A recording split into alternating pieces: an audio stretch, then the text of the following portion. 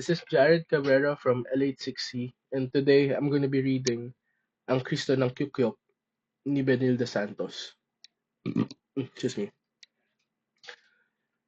Binaligtad niya ang lahat ng ating kinaharitahan.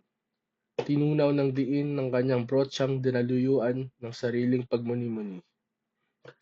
Sa misteryo ng hapis at pait at ng kulalpol ng putla, abot dilim sa labas, sa kambas, iyan laman, litid at balat ng anak ng Diyos, ng mga Israelita at tulad nating hentil.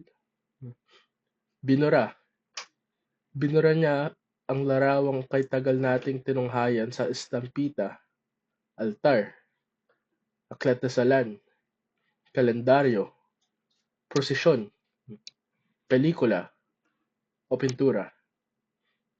Sa halip, nyari siya sa talinghagan ng yero, metal bakal, na inilupi, ibanilagkwas, iniikot, binaliti, hiniklat, kinulata, kinuping, kinatkat, tinaga, sinudsod, minartilyo, iniunat, binalikoko, ginupit, itinikwas, pinudpod, ginutgot, binayo, ginorlisan, tinabas, pinugot, at saka idinapa at kinoronahan ng hiningang nagtitira-tirahan ng malamig na henyo ng makina at industriya.